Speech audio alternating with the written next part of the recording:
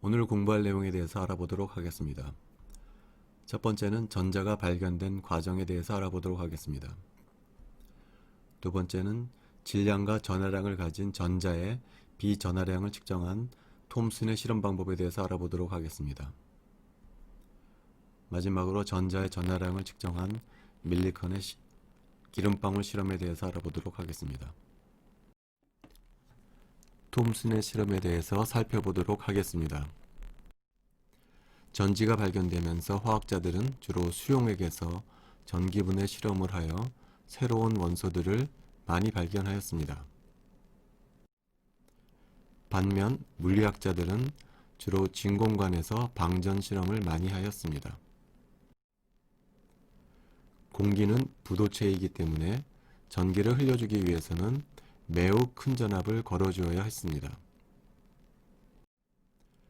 그러나 공기의 압력을 낮추어주면 비교적 작은 전압에서도 방전 현상이 일어나 전기가 흐를 수 있었습니다. 그래서 방전 실험을 하기 위해서는 두 개의 기술의 발전이 주요한 역할을 하게 되었습니다. 첫 번째 기술은 공기의 압력을 극도로 낮춰줄 수 있는 진공 펌프 기술이고, 두 번째는 공기가 흘러 들어오지 않게 해서 진공을 유지할 수 있는 유리 세공 기술이었습니다. 진공 펌프와 유리 세공 기술의 발전으로 과학자들은 진공관에서의 방전 현상을 연구할 수 있게 되었습니다. 진공관 내의 공기의 압력을 어느 정도 낮추어주면 근로방전이라는 현상이 나타납니다. 근로방전은 관 전체가 밝게 빛나는 현상으로 관에서 방출되는 빛의 색깔은 진공관 내에 존재하는 공기 분자의 종류에 따라 달라집니다.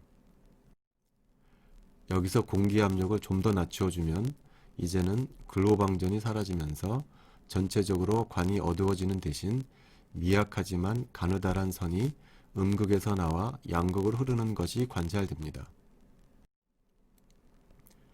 음극에서 방출되는 이 선을 음극선이라고 부르고, 이런 극도의 낮은 압력을 견디는 관을 크룩스관이라고 부릅니다. 많은 과학자들이 이 선의 정체를 밝히려고, 즉 이 선이 입자인지 아니면 파동인지에 관한 연구를 시작하였습니다. 주로 섬나라 영국의 학자들은 음극선이 입자의 흐름이라고 주장하였고, 대륙의 독일 학자들은 전자파의 존재를 실험적으로 증명한 허츠의 영향을 받아 파동일 것이라고 주장하였습니다. 음극선의 정체에 관한 논쟁은 1896년 영국의 톰슨이 전자를 발견함으로 결론나게 됩니다.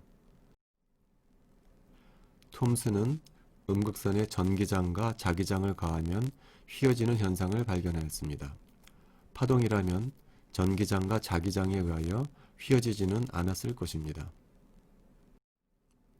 사실 독일학자들도 비슷한 실험을 하였지만 진공기술과 유리세공기술의 발전이 고도로 발전하지 못하여 음극선이 휘어지는 것을 발견하지 못하였던 것입니다. 톰슨은 음극선이 입자라면 질량을 가질 것이고, 전기장과 자기장에 의해 휘어지는 방향으로부터 음의 전하를 띠고 있으므로 전하량도 가지고 있을 것이므로 질량과 전하량을 측정하는 연구를 시작하였습니다. 톰슨은 차지 투 매스 레이쇼를 측정하는 실험을 시작하였습니다. 톰슨의 실험은 두 단계로 진행되는데, 첫 번째 단계에서는 전기장을, 두 번째 단계에서는 자기장을 걸어주게 됩니다.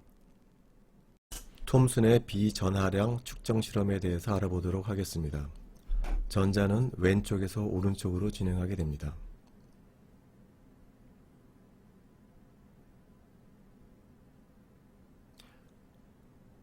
왼쪽에 있는 전자가 진행하는 방향을 X축이라고 하고, 그것의 수직인 축을 Y축이라고 합니다.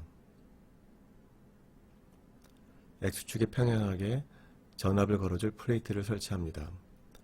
아래쪽에는 마이너스 전압을, 위쪽에는 플러스 전압을 걸어줍니다. 그럼 전자는 위쪽으로 휘어지게 됩니다. 이때 휘어지는 각도 세타를 디플렉션 앵글이라고 부릅니다. 전자의 초기 속도는 V0라고 합니다. 전자는 X축 방향으로는 힘을 받지 않기 때문에 X축 방향의 속도는 초기 속도와 같습니다. 탄젠 세타는 수학적 정의에 의해서 X방향의 속도분의 Y방향의 속도가 됩니다. 이제 전자가 Y축 방향으로 받는 힘 Fy를 표현해 보도록 하겠습니다. 뉴턴의 법칙에 의해서 Fy는 전자의 질량 m이 곱하기 Y축 방향의 가속도 AY가 되고, 이것은 전기장에 의한 힘이기 때문에 전자 전하량 스몰 e 곱하기 전기장의 세기 라지 E가 되겠습니다. 플레이트 길이를 L이라고 할 때 전자가 플레이트를 지나가는 시간 T는 L을 V0로 나눠준 값이 되겠습니다.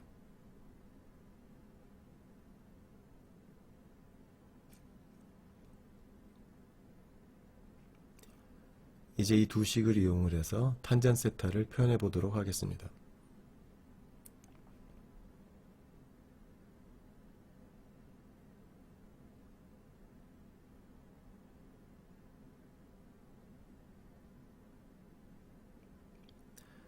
X방향의 속도는 초기 속도 V0와 같고, Y방향의 속도는 가속도를 받기 때문에 Y방향의 가속도 곱하기 시간 T가 되겠습니다.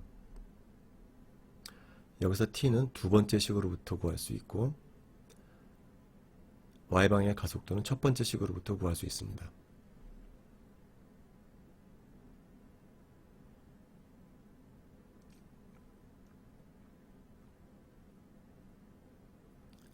이제 첫 번째 식으로부터 구한 AY를 대입해서 탄젠 세타를 다시 한번 정리해 보도록 하겠습니다.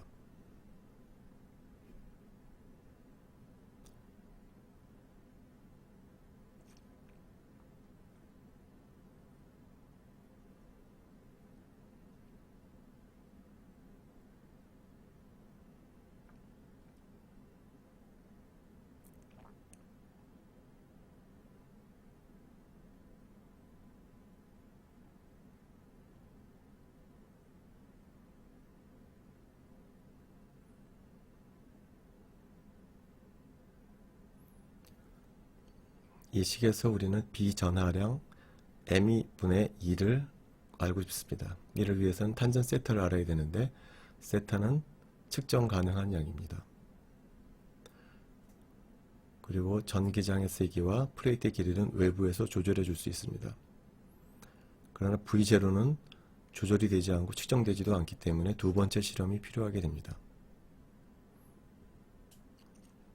두 번째 실험에서는 마그네틱 필드를 사용하게 될 것입니다. 마그네틱 필드는 빨간색으로 표현된 것과 마찬가지로 지축 방향으로 향하게 되어 있습니다.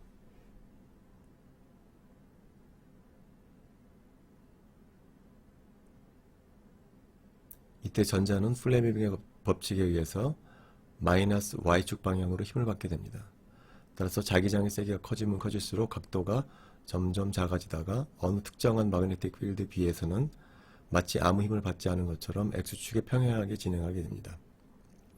이 상황을 식으로 써보면 전자가 받는 힘 F는 두 개의 합인데, 첫 번째는 전기장에 의한 힘 E 곱하기 라지 E, 그 다음에 자기장에 의한 힘 E 곱하기 전자의 속도 곱하기 자기장의 세기입니다. 이것이 정확히 상쇄가 되어서 제로가 됩니다. 이 식을 이용을 해서 우리는 V0를 구할 수 있습니다.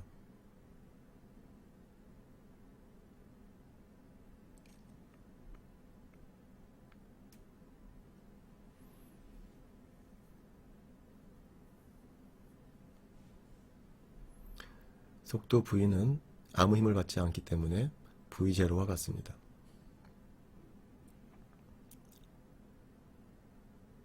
따라서 V0는 2를 B로 나눠준 값이 됩니다.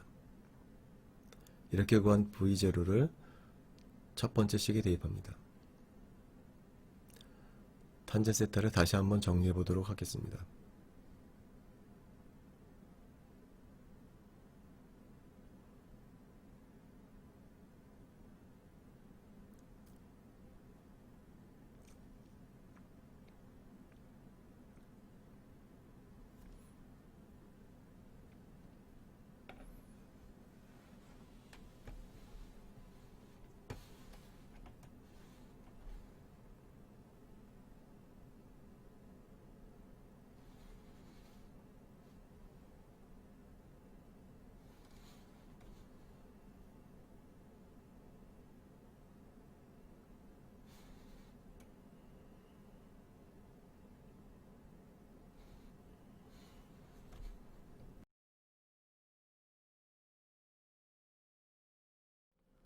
톰슨 연구의 중요한 점은 차지 투 매스 레이저를 측정했다는 것이 아닙니다.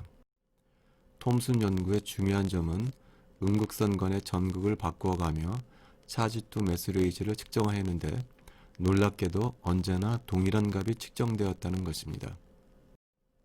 이것은 음극선을 이루는 입자, 즉 우리가 현재 전자라고 불리우는 입자는 모든 물질에 공통적으로 존재하는 기본 입자라는 것을 의미합니다. 밀리칸의 기름방울 실험에 대해서 알아보도록 하겠습니다.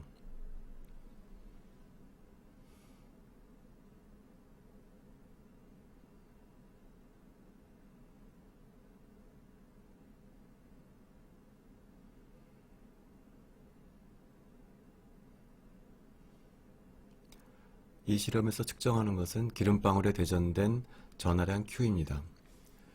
기억해야 될 것은 이 실험은 진공에서 실행되는 것이 아니고 공기 중에서 실행되는 것입니다.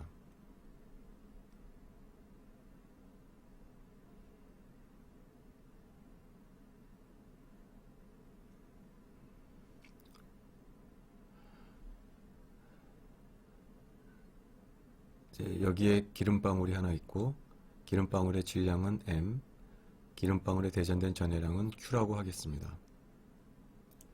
기름방울에는 음전하로 대전되는데 그 이유는 앞서서 얘기했던 것처럼 이 실험은 공기 중에서 실험이 되기 때문에 기름방울 분자 주위에 공기 분자가 존재합니다.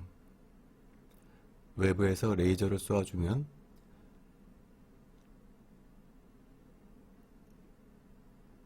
공기 분자는 이온화되고 이온화되는 과정에 공기 분자에서 방출되는 전자가 주위에 기름방울에 대전되게 됩니다.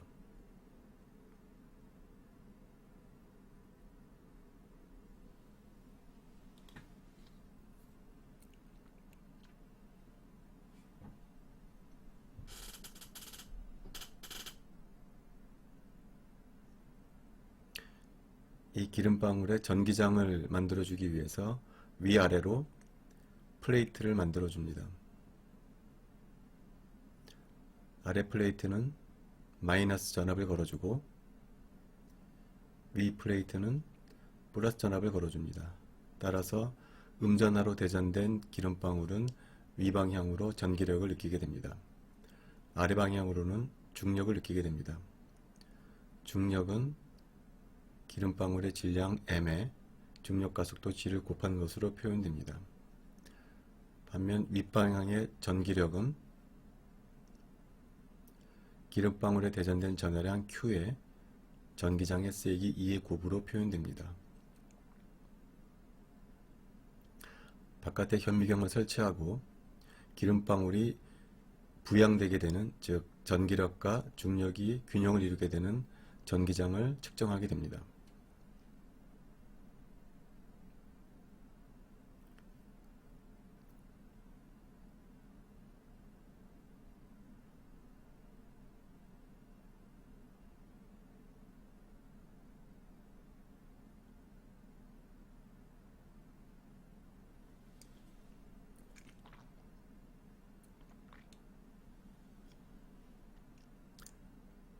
이 식으로부터 기름방울에 대전된 전하량 Q를 계산할 수 있습니다. 이 식에서 G는 상수이고 E는 바깥에서 측정할 수 있는 전기장의 세기입니다. 따라서 기름방울에 대전된 전하량 Q를 측정하기 위해선 기름방울의 질량을 측정해야 합니다. 기름방울의 질량을 측정하기 위해서 두 번째 단계로 넘어갑니다.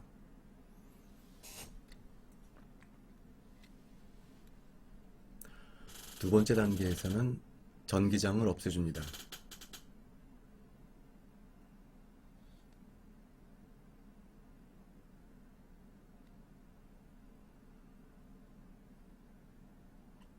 전기력이 없어진 기름방울은 중력을 받아 아래로 가속 운동을 하게 됩니다. 그러나 앞에서도 이야기했듯이 이 실험은 공기 중에서 진행되기 때문에 기름방울은 마찰력을 느끼게 됩니다. 마찰력은 공기 분자와 충돌에 의해서 발생합니다. 물리학에 의하면 마찰력은 기름방울의 속도 V에 비례하는 것으로 알려져 있습니다.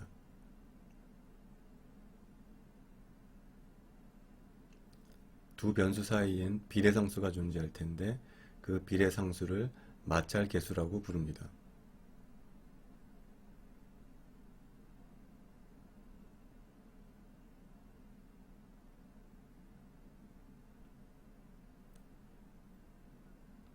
스톡이라는 사람에 의하면 마찰계수는 6파이 2타 R로 표현됩니다. 여기서 R은 기름방울의 반지름으로 스톡이 주장하는 바는 작은 기름방울과 큰 기름방울의 마찰계수 중에 큰 기름방울의 마찰계수가 더 크다라는 것을 의미합니다. 이는 표면적이 더 많은 큰 기름방울이 더 큰 마찰력을 느낀다는 것을 의미합니다. 2타는 점성계수를 의미합니다.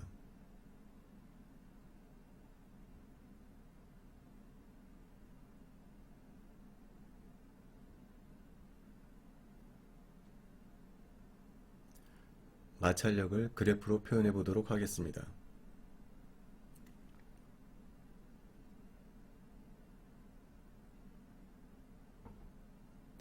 X축은 속도를 의미하고 Y축은 힘을 나타냅니다. 마찰력은 원점을 지나는 직선으로 표현됩니다. 이 직선의 기울기는 마찰계수 F를 의미합니다.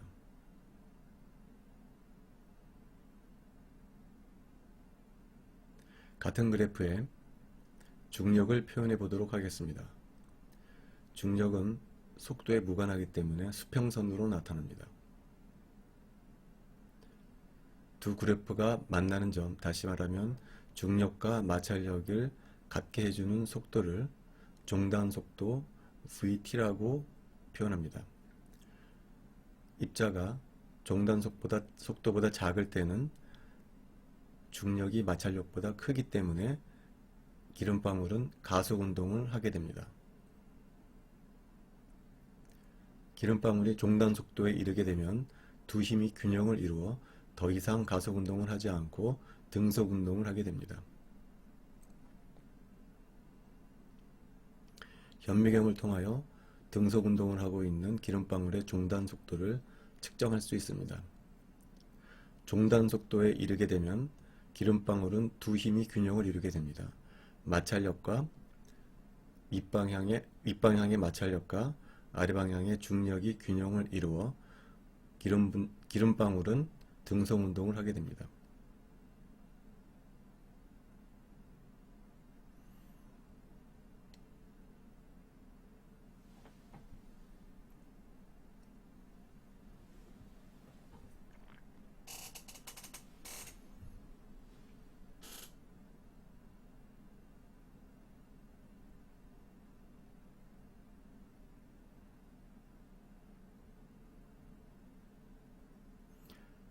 여기서 F는 스톡스로에 의하여 6파이 2타 R로 표현됩니다. 기름방울의 질량은 기름방울의 부피 곱하기 기름방울의 밀도로 표현할 수 있습니다.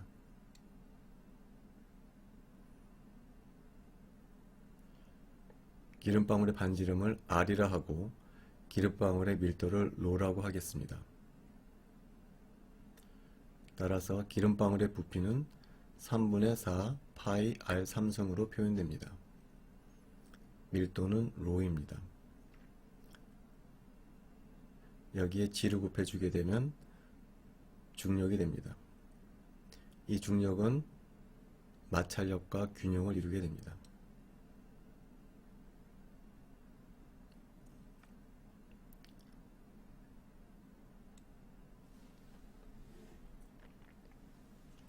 이 식에서 Rho와 G는 상수입니다. 종단 속도는 현미경을 통하여 측정할 수 있습니다. 이타는 공기의 점성계수로 역시 상수입니다. 따라서 이 식에서는 R이 유일한 변수이고 우리는 R을 구할 수 있습니다. 윗식을 R에 대해서 정리하면 다음과 같습니다.